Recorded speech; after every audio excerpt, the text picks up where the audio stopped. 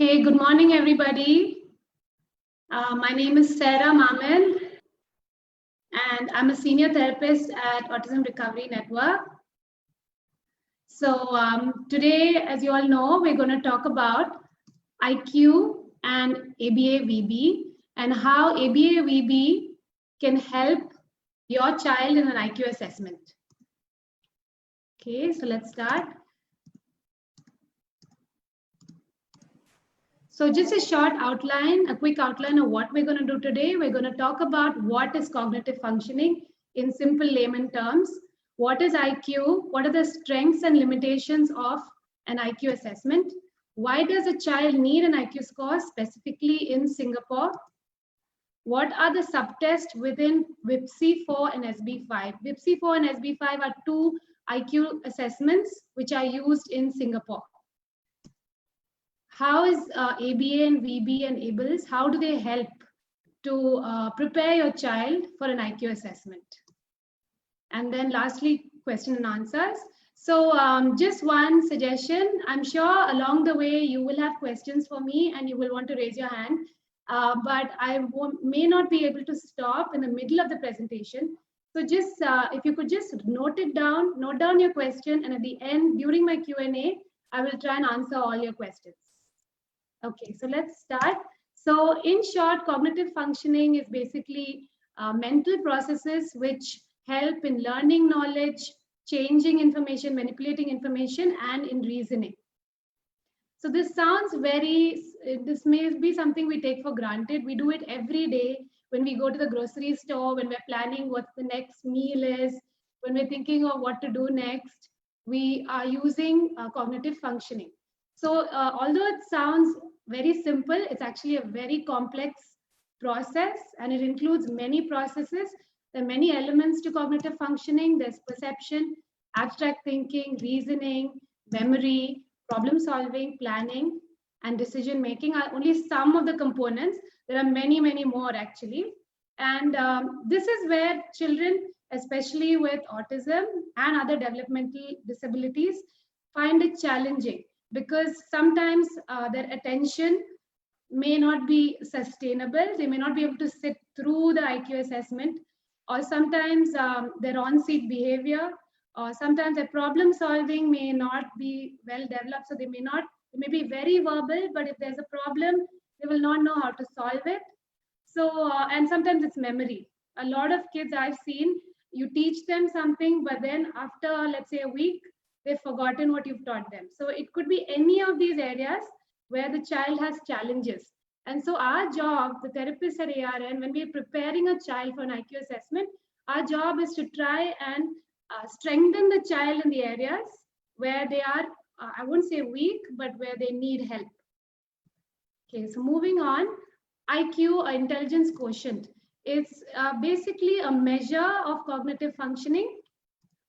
And it's a score, it's a total score you get after taking an IQ assessment. And an IQ assessment is a standardized test. By standardized, I mean that whichever IQ assessment you take, whether it's WIPSI, whether it's SB5, there is a standard way of administering it, scoring it, and analyzing the results. So it's not like if, so I've worked as a psychologist previously, and I have conducted IQ assessments before. So let's say you come, suppose I take an IQ assessment, the way I conduct it and the way another psychologist conducts it should be standardized, meaning the instructions I give the child are given in the IQ test, in the booklet. So my instructions have to be strictly following what is in the IQ assessment. I cannot make up my own instructions. I cannot make up my own scoring. I have to follow the standard, consistent way that is given in the IQ assessment. So that is why it's not like I can give one child a very high IQ score and another psychologist may give a very low IQ score. It's highly unlikely, or there's something wrong. There's an error somewhere. So just that's the meaning of standardized. So whether you take WIPSI or SB5, it's been standardized in the way it is to be administered. The procedure is the same for all children. And an IQ score reflects the child's performance in that test compared to other children of his or her age. So let's say a 6-year-old child takes an IQ assessment and gets a score. And then the psychologist interprets the score based on the age of the child, and it's compared with other children of his age. So it's definitely not correct if I compare a 6-year-old's IQ and a 35-year-old's IQ. Clearly, the 35-year-old will be able to do better because usually, unless a 35-year-old has an intellectual disability, but usually an older person, you cannot compare people IQs of people of different ages. It's basically all similar aged individuals. It's compared. And the various factors determine IQ. I won't go deep into each one of these because there are many studies that have been conducted, and some studies say it's the genes that matter. Some studies say it's the environment that matters. Some studies say the mother is the one who passes on the IQ to the child. And a lot of studies are out there. You can spend a whole day just reading studies. But the main thing is that both genes and environment are important. They're equally important. So let's say around 40 to 50% of a child's IQ is definitely determined by genes. But then you can't just say, okay, this child is smart, has the genes, and that's enough. No, I mean, the child needs to also have quality home environment, good health and nutrition, the quality of school the child is in, the teacher's characteristics, the culture the child is brought up in. Everything matters in enhancing the child's cognition or cognitive functioning. Okay, so let's look at the IQ assessments that we have and in Singapore and what they measure. So basically, there are two IQ assessments. I will come to that later, but they're administered by a licensed psychologist, and they measure different areas like mathematical ability, language skills, reasoning skills, memory, and information processing speed. And the scores from the IQ assessment can be obtained. They can be generated. After taking the assessment, the psychologist will analyze the scores and then get a full scale IQ, a verbal IQ, and a non-verbal IQ. So this sounds very technical, I know, but main thing is full scale IQ means the overall IQ after taking this whole test, taking all the results together and getting an overall IQ. And verbal IQ is the child's performance with tasks that require verbal ability. The child needs to say something, talk something, describe something. And non-verbal IQ are those tasks which do not require the child to speak. So it could be involving visuals, it could be involving the child to point at something or use gestures. So it does not require the child to talk. So many of you may be wondering, like, how will an IQ assessment be conducted if a child is non-verbal? There are ways to do it. So let's say your child is non-verbal, then the psychologist will conduct the non-verbal subtest only, because they clearly know the child is not going to be able to perform verbal items. So only the non-verbal items are administered, and then from that we get the non-verbal IQ. And if the non-verbal IQ is high, then the child still has a chance to get into a special school or to go ahead and gain admission into a school. So it's not like if your child is non-verbal, so then there's no way of getting the IQ score. Okay, let's move on to the next slide. Yeah, so these are the different IQ assessments in Singapore. The first one, obviously, we don't use it because it's for adults. The Wechsler Adult Intelligence Scale. Then the Wechsler Preschool and Primary Scale of Intelligence is for ages 2 years, 6 months to 7 years, 7 months. We also have the Wechsler Intelligence Scale for children, which is for older children. And then lastly, the Stanford Binet Intelligence Scale, or SB5, which is a big age range. It's from ages 2 to 85 years. So as you can see, a child as young as 2.5 years can be assessed. I mean, you can get an IQ score, but usually what parents do is they usually do it when the child is graduating. The purpose of having an IQ score in Singapore is to gain admission into a special school. So most special schools in Singapore require an IQ score, and your admission, which school your child gets into depends on the IQ score. So we'll get into that in the next few slides. I'll show it to you. But this is just a brief description, a classification of what your IQ score can mean. So this is not to label your child. This is not to say that this child is low, this child is high. No, but it's just to give you an idea that this is how the classification is done. And this is not my made up thing. It's from the SB5, from the Stanford Binet 5th edition. And so if a child, let's say, gets a score of 105, so then we would classify that as an average IQ. But if, let's say, the child gets a score of 129, so then we would say superior IQ. And let's say the child gets a lower IQ score, let's say 20 or 30, then we would say definitely there's a delay. And we know there's a delay because we're comparing it with other children of his age.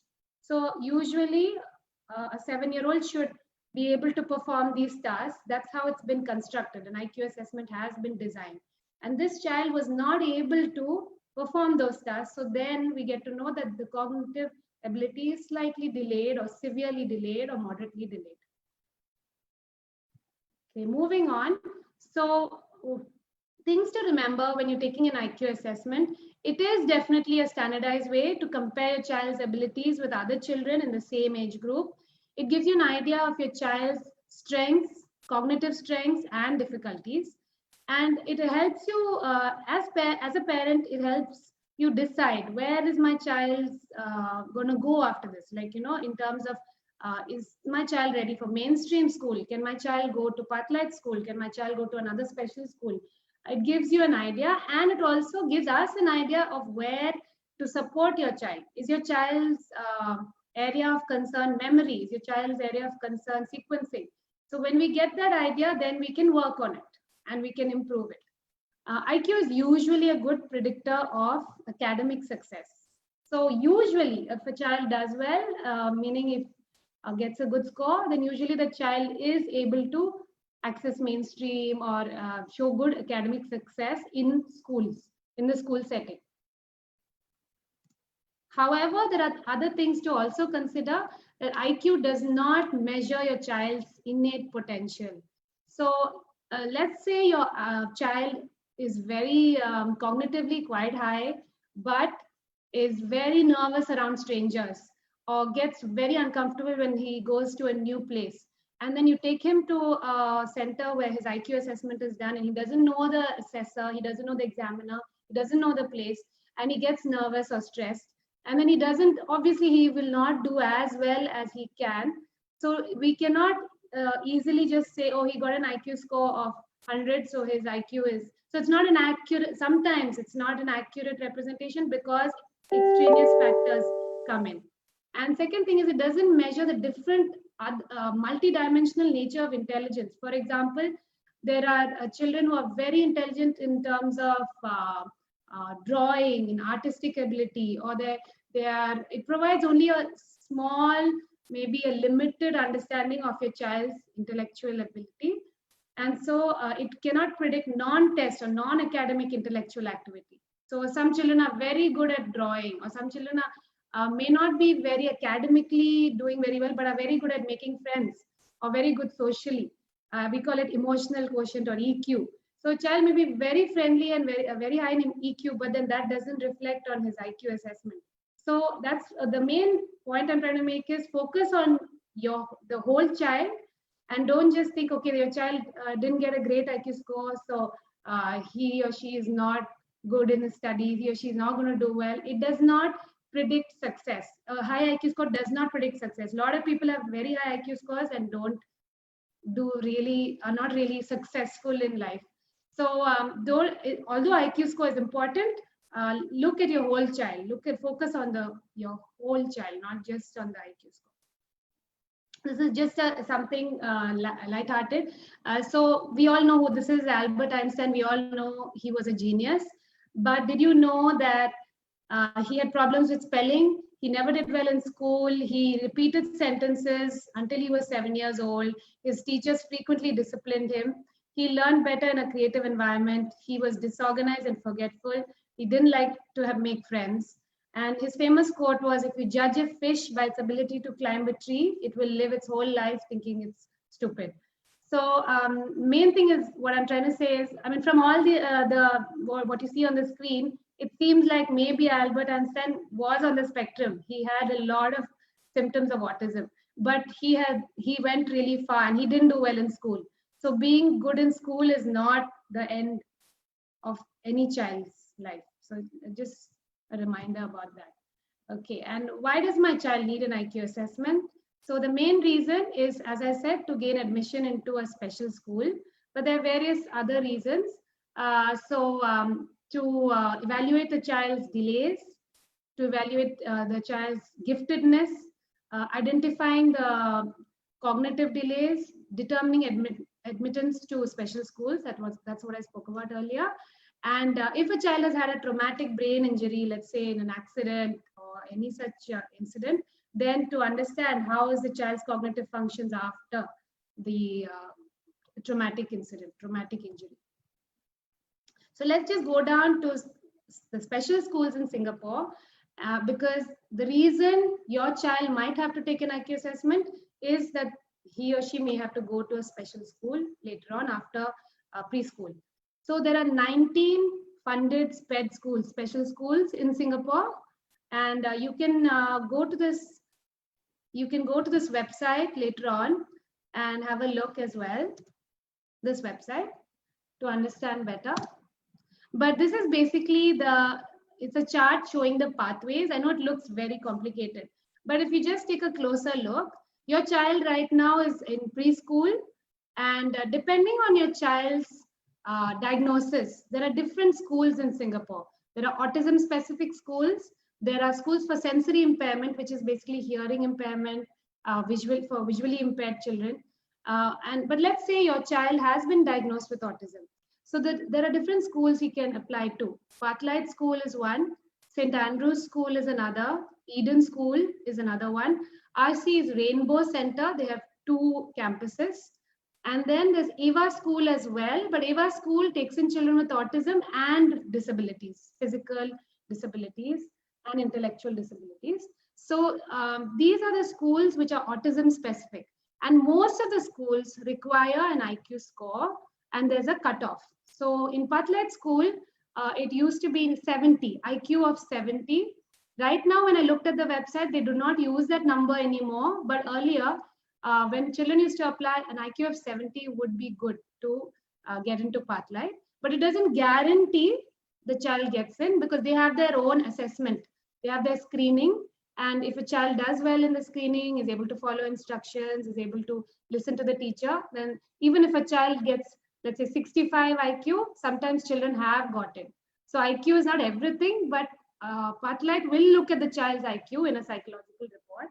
And similarly, other special schools also have a cutoff. So if you see here on the right, for Grace Orchard School, Meta School, the IQ is 50 to 70. For Mines, its IQ can be less than 50. And for Pathlight, it's definitely higher, because Pathlight is the only autism specific school which follows the MOE curriculum, and you can take the PSLE, as in your child can take the PSLE after finishing Pathlight school. I mean, after P6, just like mainstream schools. So these are the special schools, as I've mentioned just now, who take in children who have got a confirmed diagnosis of autism. Okay, and you can have an in-depth look with this website. If you look at this website, then you can take a look and get a better idea to choose which school for your child.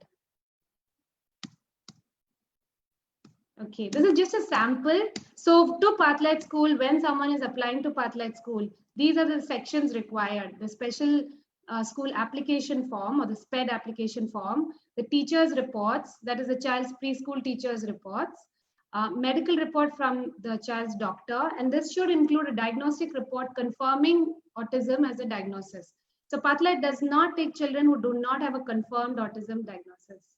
So you need that document which has a confirmed diagnosis of autism. And lastly, the psychological report. This is where the IQ assessment comes in. There's a Wechsler preschool and primary scale of intelligence, and the Stanford Binet intelligence scale. And remember, the cognitive assessment should be valid for 2 years. That means, let's say I take an IQ test today, then my score is valid till 2022, May of 2022. It's valid for 2 years. So it's like if you take it today, it doesn't mean that, okay, next year it might change, so I should again take an IQ assessment. So it's valid for 2 years. You can hold on to that report and use it when you're applying to the school you want to apply to. So first, we're going to just talk about the first IQ assessment, which is the WIPC. It was developed by David Wechsler, and it's an innovative measure of cognitive development for preschools and young children. And it assesses cognitive functioning from 2 years, 6 months to 7 years, 7 months. So the important thing to note is the last point. It increases progressively in difficulty, which means the first item in the test. Okay, first I'll just go back a bit. So the IQ test will have subtests. So there'll be 14 subtests, and those are like smaller tests.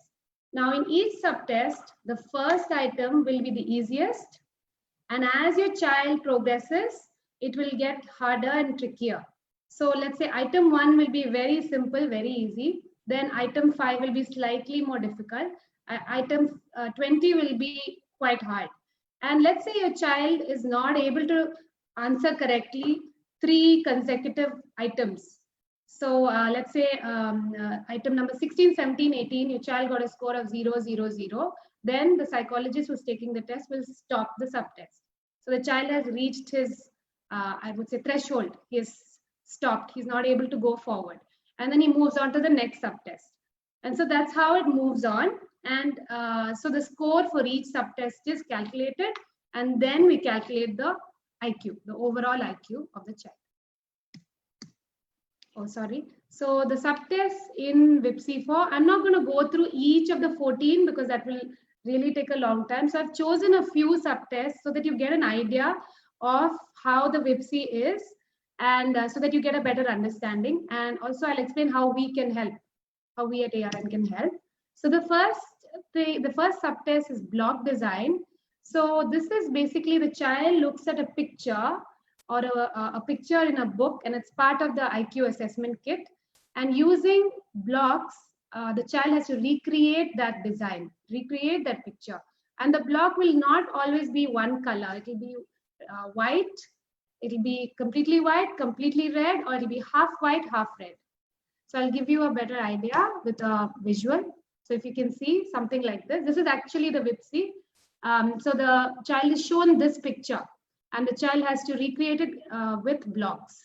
So if it tests the child's perception, attention, visual spatial ability, tests a lot of things, reasoning, okay? And it's, as you can see, it's not that easy. And we can help the child get better at this subtest by teaching them. At the center, we have block design. It's one of the drills that we do with a lot of kids here. And you can see in the video, in the next video, how I'm teaching a child how to put together the blocks and create a design. So this is one of my students. You can have a listen. Hi. Hi. So today we're gonna build this structure with the blocks that we have here. Okay, are you ready? Oh yeah. Let's go.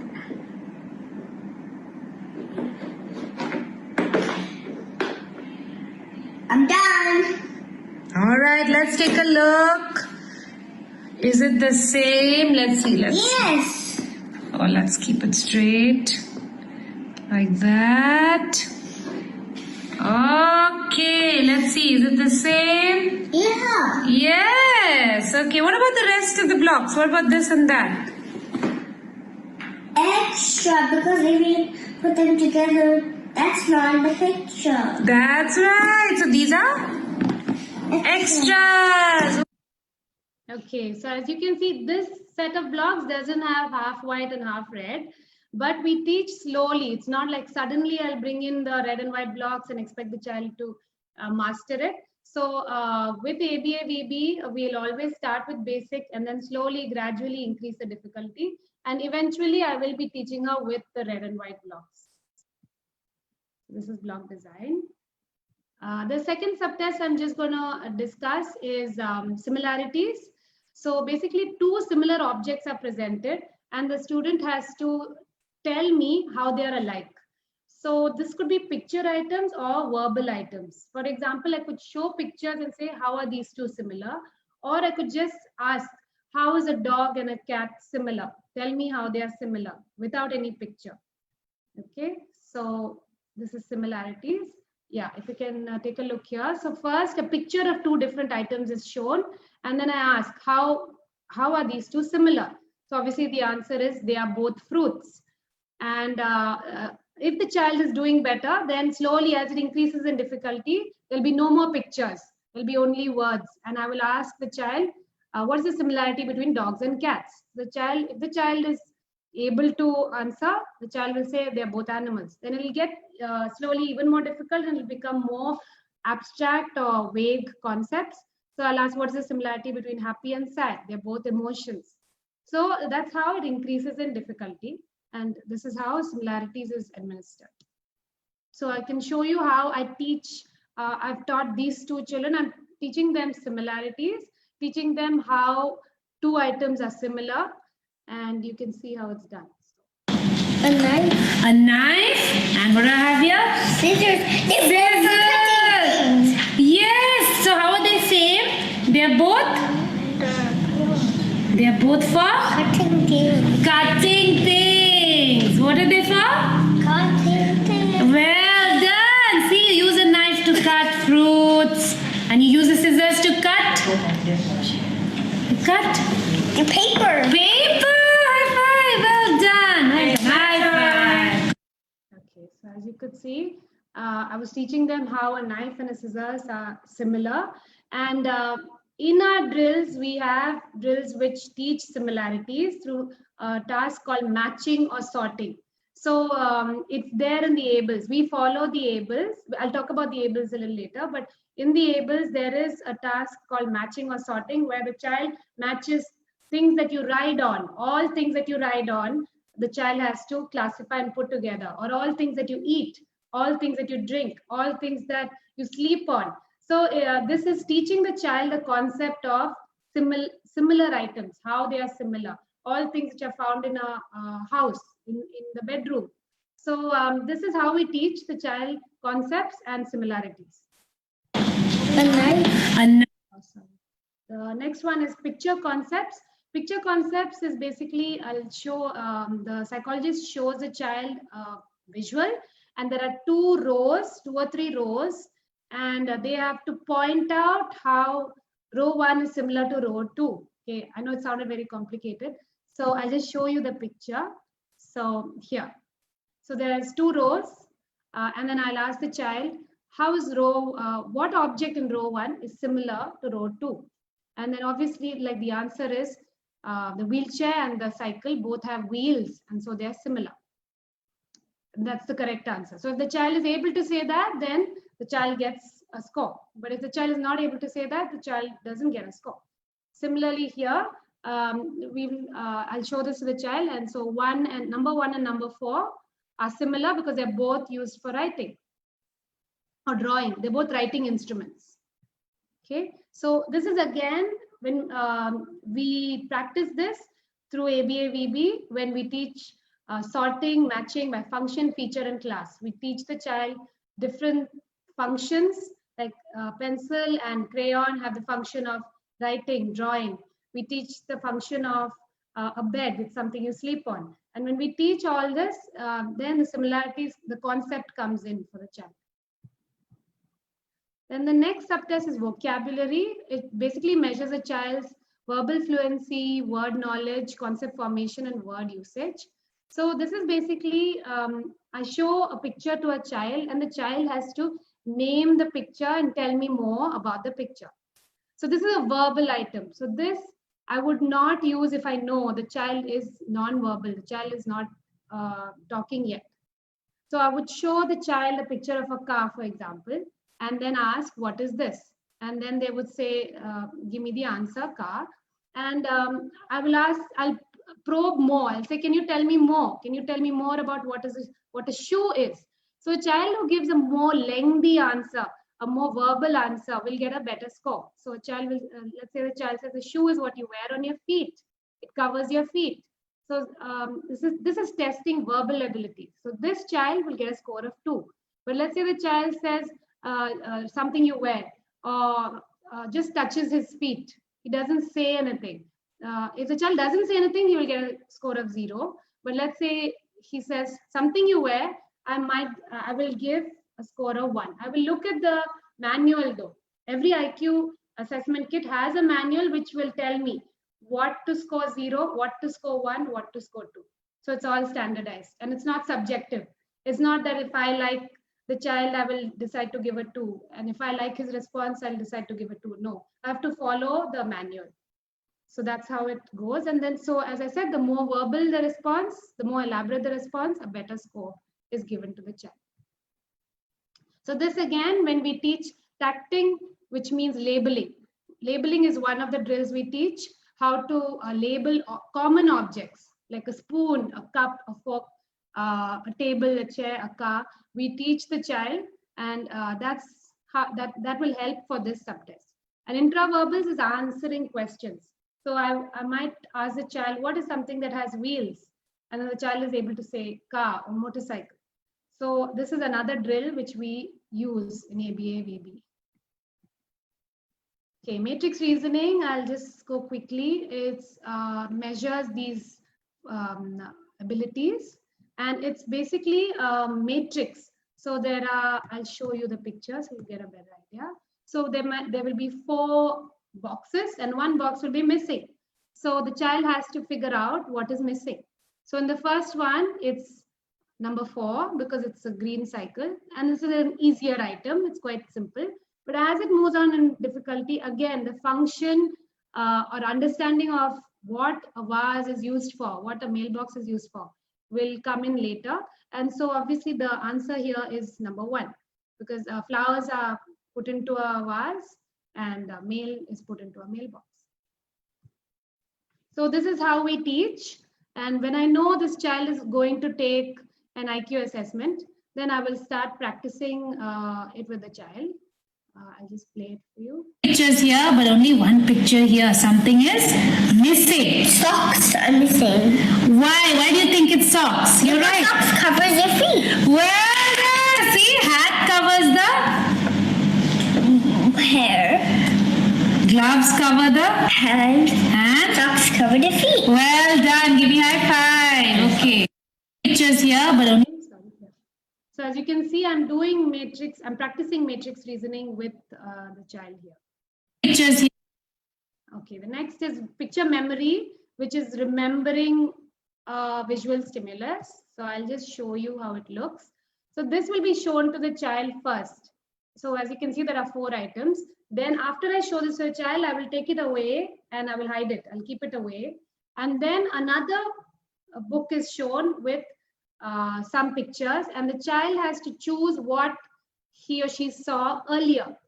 So in the response page, there will be these 4 items. And remember, the stimulus page has been taken away. And then the child has to choose from 1, 2, 3, 4. And the examiner will ask, what did you see earlier? So if the child remembers, of course, the child will say 2. But if the child is not able, does not pay attention or does not remember, then he or she might say 3 or 4 and get a wrong answer. Okay, and then we have the next one, which is, I cannot see this, yeah, animal coding, which basically measures a child's sorry. Okay, just give me a minute. Yeah, so dexterity is basically a child's, just hold on, I'm not able to get this slide.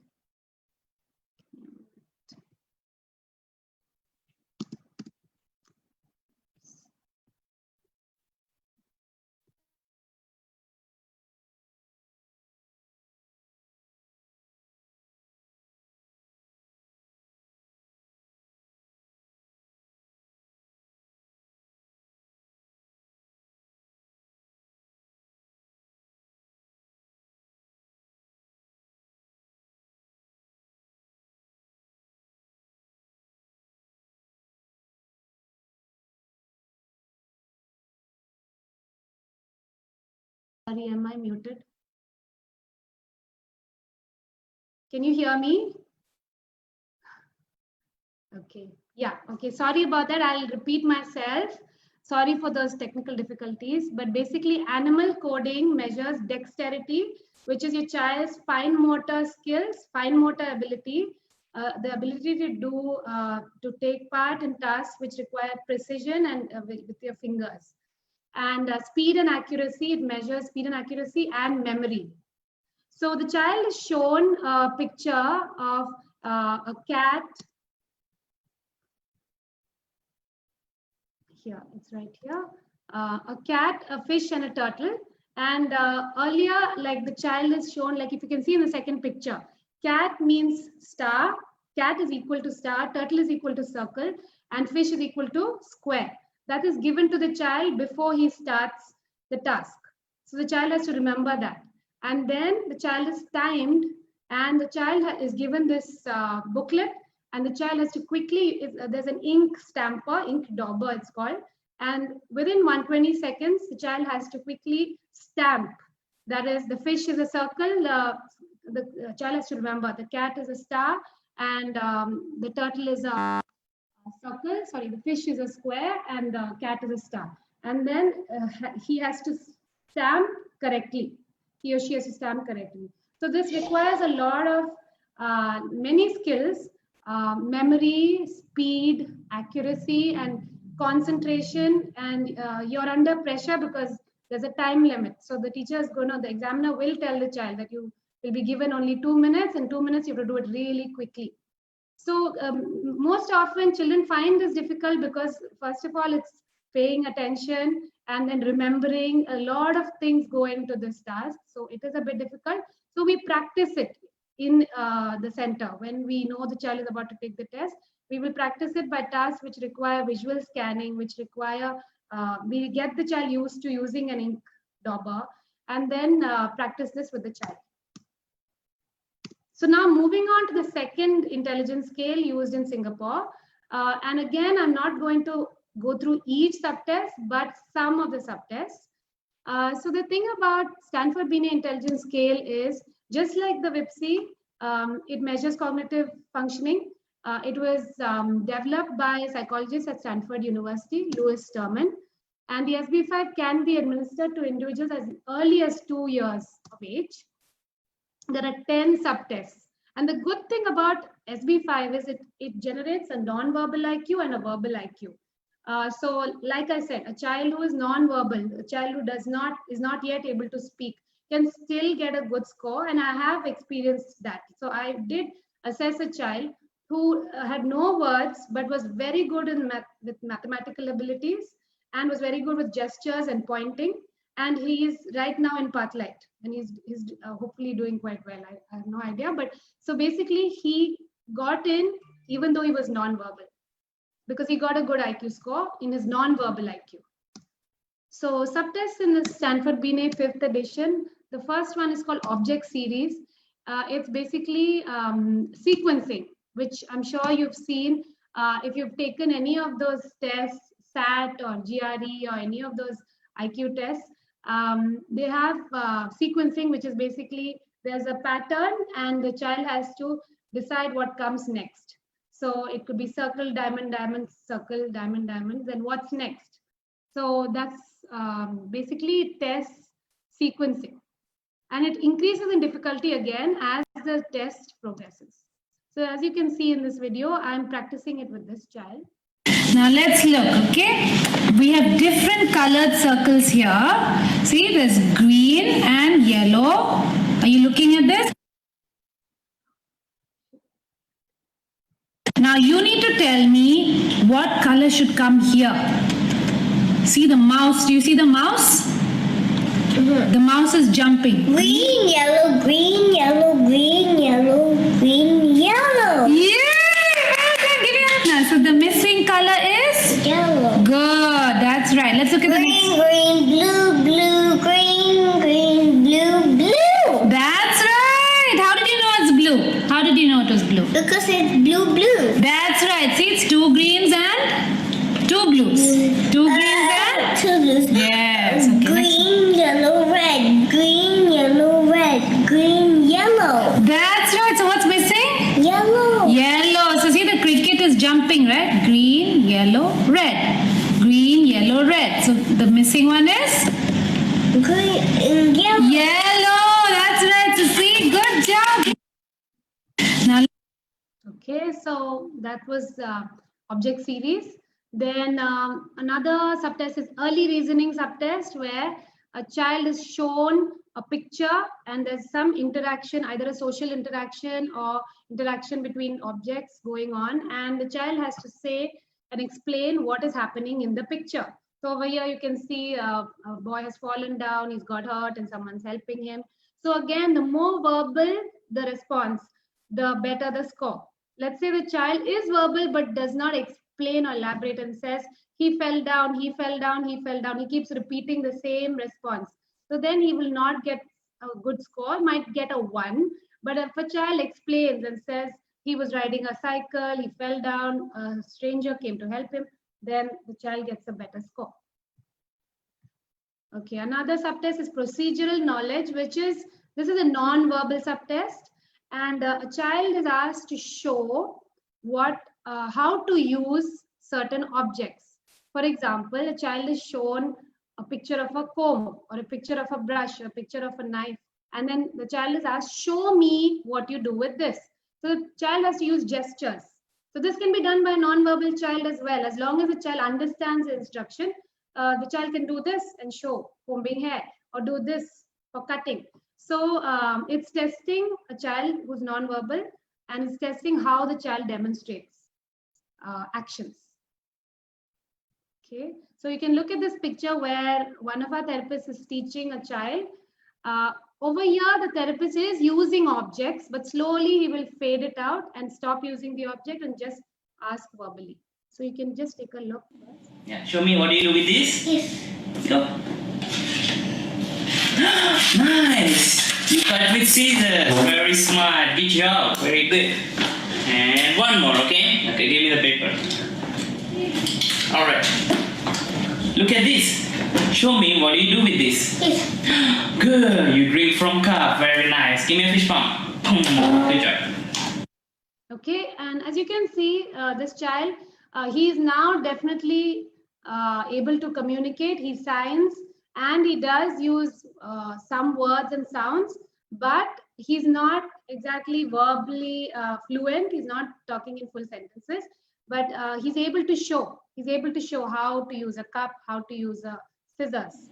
Yeah, show me what do you do with this? And Go. so ABA-BB can help, because when we do drills involving imitation, we do teach the child through imitation. We might say, see, I'm cutting a scissors. Your turn, copy teacher, imitate teacher. And we also have drills where we have receptive action, which is basically when I'm cutting and I'll ask the child I'm teaching, I'll ask him or her, what am I doing? And the child will be taught to say, cutting. So these drills help the child label the action and also act out, demonstrate the action. Then there's picture absurdities. This is a bit tricky. Some children find it difficult, but basically a picture is shown to the child and the child is asked, what is wrong about this picture? What is silly about this picture? Can you tell me what's wrong? So on the left, if you can see, and if you've noticed, he's using a comb to stir his cereal. So that's what's silly. And on the right, if you look at the traffic lights, you'll understand why what's wrong with this picture. So this is, again, some children find it hard to find, especially concrete learners, children who are very black and white. They sometimes may not be able to see what is wrong and might not be able to identify. So again, in our drills, we have pictures, we show missing parts. Sometimes we show a car with no wheels and we ask what's missing in the picture, and we teach the child through our drills. Form patterns is another subtest. This is basically the child is given different shapes and the child has to build a structure. So I'll give maybe triangle, circle, different shapes and tell them to make a horse. So this tests the child's spatial ability, visual spatial processing, and how to put things together from parts to whole. So it's like a puzzle, but not exactly a puzzle. And then there's also position and direction, which is basically teaching the child, assessing the child as to spatial concepts like behind, in front of, on top of, farthest to the left and right. So like the psychologist will ask the child, point to the child who's farthest to the right, point to the child who's farthest to the left, and point to the child who's third from the right. So this is again positional concepts which we do teach. We teach prepositions on, under, behind, and then we will also teach order, as in to the right, to the left, third to the right, second to the left. We teach that in our drills. So if you can Look at this picture. This is Super Mario, okay? Now put the block in front of Super Mario. Well done. That's in front. Okay. Put the block behind Super Mario. Is that behind? Show me behind. Okay, great. This is behind. Well done. Okay. Put the block on top of Super Mario. Good. Okay. Put the block on Super Mario. Well done. High five. Good job. Okay, let's go to another one. Okay. Look at this picture. There are 7 children sitting down. Okay. Point to the child who's farthest to the right. This one. Good. Okay. Show me the child who's farthest to the left. Here. Awesome. Okay. Point to the child who is second from the left. Here. Awesome. What about, show me the child who is third from the right. This one. Good. High five. Well done. Okay. That's it. Okay, so again, drills teaching positional concepts and prepositions will help the child score well in this subtest. And this also can be administered to a non-verbal child because the child doesn't need to speak. The child only needs to point or use gestures. Okay, so now coming towards the end of the presentation. So the critical question, does ABA, VB enhance a child's IQ score? And I would, from different studies I've gone through and I've read up, it's definitely shown to improve the child's IQ score because the child is exposed to the different subtests. The child is exposed, and because there's increased exposure, the child is able to perform better. So as you all may know, ABA, VB is a scientifically proven treatment for children with autism and other developmental delays. And studies have shown that the main reason ABA-VB works is because it improves communication. It improves the child's ability to communicate and express him or herself. And this in turn will help during the assessment. And it will improve the IQ score. And then a study was conducted, this was in 1993, which showed that intensive early ABA helped children gain 23 IQ points. So an IQ was done, a study was done by Lovaas and his colleagues, and they tested the IQ of the children who were given ABA and ABA therapy, and then they tested the IQ score of children who were not given, who did not receive therapy, and they did see a 23-point increase in children who were exposed to ABA, intensive ABA. And early on, that is starting from 3 years old, starting ABA early on, that really did help. So main thing is ABA-VB doesn't just work on cognitive skills. It works on things which the IQ assessment tests, but it's not clearly stated. Like IQ assessment also tests attention, on-seat behavior, ability for the child to focus and concentrate. Because even if the child is, let's say, very smart, if the child does not have the attention to sit down and do the task, the child is not going to get a score. So what we do here, what we do in ARN is we start with the basics, which is on-seat behavior, paying attention to the child. The child needs to pay attention to the task, enhancing focus, and that in turn will improve the child's IQ score. So I've seen many kids who first, when they come in, they might be just even 2.5 years old. When they first come in, they're running around everywhere. They're all over the place. They're not sitting still.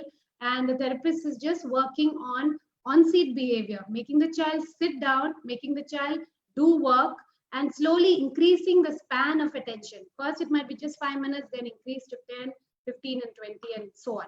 So on-seat behavior is improved, and this helps to improve the score. Then we also work on enhancing communication. A lot of our drills are focused on enhancing expressive communication, vocabulary, and quantitative and inferential reasoning.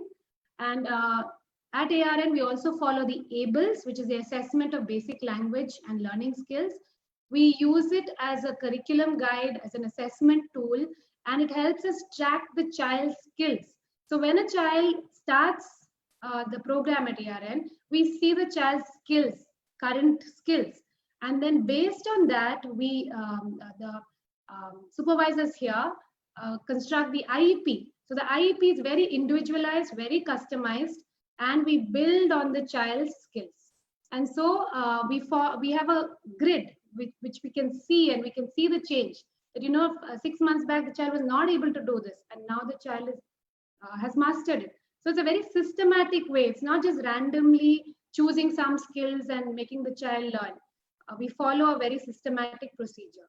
And ARN is the first center to employ ABA-VB, and extensive ABA-VB therapy has been shown to enhance IQ score, as I said, and can enhance a child's IQ score by 23 points.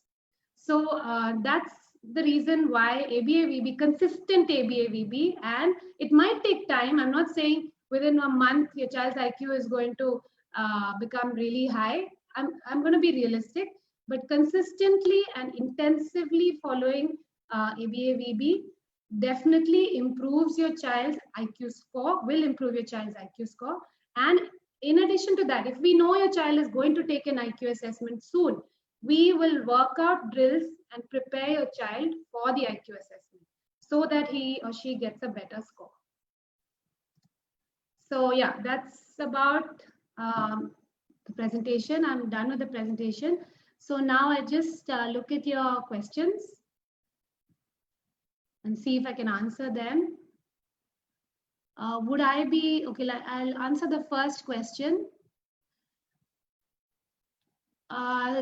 Yes, you will be able to know depending on where you're taking the assessment. So an IQ assessment can be taken at a hospital, like let's say KKH, or it can be taken in a private center which provides IQ assessments. And in terms of when you go to KKH, I think you may not have, I'm not sure, but I think you may not have a choice. The psychologist will choose which IQ assessment to administer for your child. But if you go private, I think it's possible to talk to the psychologist and maybe ask, but you need to also leave it to the psychologist to decide which the assessment would be. But honestly, both will yield around a similar cognitive, similar IQ score. It really does not matter which assessment your child takes, because it's all standardized. It will yield a score which is around the same, whether you take SB5, whether you take WITC. I hope I've answered your question. Second one, how a child with ASD develop cognitive skills and what extent the therapies can help develop these skills. Okay, so this is basically what I've been saying, that ABA-VB will help develop the child, the child's cognitive skills merely by exposure to these items. For example, let's say a child has no idea how to do sequencing when the child first comes to ARN. So we exposing the child to sequencing, and the first, second, third time the child will make mistakes, the child will not get it right. And then we prompt the child, we help the child to do it independently, and when the child has mastered it, that cognitive skill has been gained, right? So the child has learned something. So that's how we build on the child's cognitive skills, and that will help the child in the IQ assessment. So as you know, ABA-VB has different drills, and then each drill can help the child with the child's cognitive skills, help build the cognitive skills. Okay, I hope I've answered that. Next one, what is the minimum time needed for the child to go through the therapy to prepare for the IQ test? Okay, so I can't give like a specific minimum time, because it depends on the child. It depends on each child. Each child is special and each child is different. So some children really quickly will pick up, but might just be the kinds who forget really fast. So I can't say that within 5 months a child will master everything, but it depends on the child. But let's say you want the child to take the assessment in this year, August. So then I will definitely start by, let's say, May or even before if possible. The same year that the child is taking the assessment, maybe a few months, at least 5-6 months time, so that the child is prepared for the IQ assessment. What are the charges for the therapy? How many sessions? Any subsidies? Okay, so this, I'm not the right person to answer this question. I think you'll have to get in touch with the with someone at with the admin at ARN, and they would give you an idea about this. I honestly don't have an idea. Okay, my son is 5 years, 3 months, taking ABA VB at Inner Circle, Bangladesh.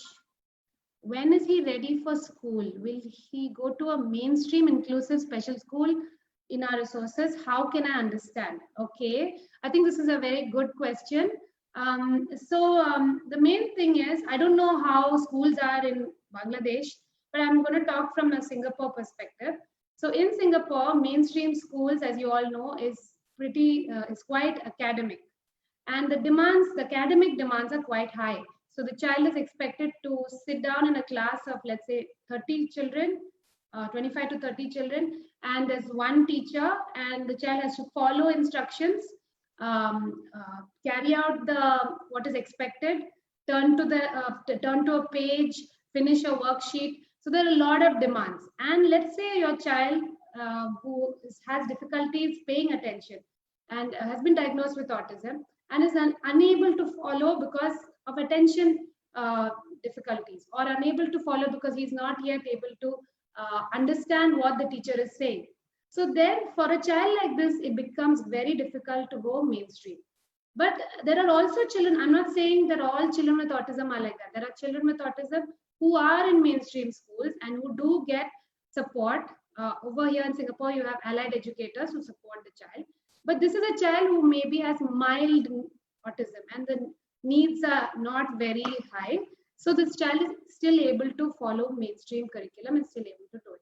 So it all depends on your child. So it's not about the age. Your child might be 5 years and 3 months, but may not be ready for school. So what you need to see is he able to read? Is he able to write? Is he able to follow instructions in a group? Is he able to, when you give him multiple instructions, is he able to do it? So these are things you need to consider. And that's when you understand, is the child really suitable for mainstream or should he go for special school? So that's, okay. My child is 8 years old. He is in mainstream school. Thank you, by the way. His score is 60. Will ABA be helpful for him? Okay. So you've already taken his IQ score is what I understand. So definitely ABA VB will help him to increase his IQ score. How much it will increase, I cannot give you a number, but definitely because we know, we have an idea of what BIPSI is expecting, what SB5 is expecting, what are the tasks, we have an idea. So then what we can do is train him to, we cannot show him the exact items which are in the test.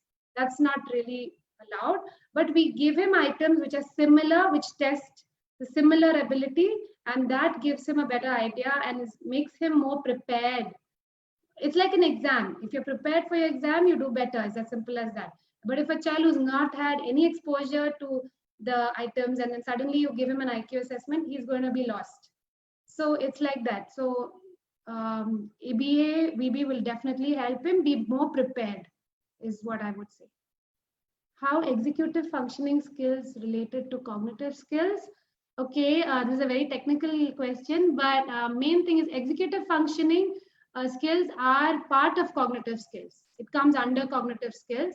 So it would be decision making, planning, foreseeing things, planning for the future. These are all executive functioning skills, and they all come under cognitive skills. Like I mentioned, cognitive skills, there are multiple cognitive skills. It's not just one or two. So executive functioning comes under that. I hope I've answered. Then the next one, is the IQ test different by age? Yes, in the sense, if you're taking the WIPC, as I said, it's 2 years, 6 months to 7 years, 7 months. And so how it works is, let's say your child is 7 years old. There is a section in the WIPC, I can't show it to you, but in the WIPC scoring sheet, where you start scoring for a 7-year-old. It'll be written there, 7 years old, and start scoring. So the psychologist will start scoring from there. And let's say your child is able to answer and is very cognitively quite high, then the child will keep progressing to 8 years old, 9 years old, even higher. And so definitely this child's score will be, I can say, high, superior, advanced. But let's say the child, 7-year-old child, you give him a 7-year-old child's the items, and the child is not able to answer, not even one, then the psychologist will go back to 6 years old, or the previous age level. And then the child has to answer those. If the child is able to answer those, then based on that, the IQ score is calculated. And if the child is not able to answer even that, then the psychologist will go even back one more time.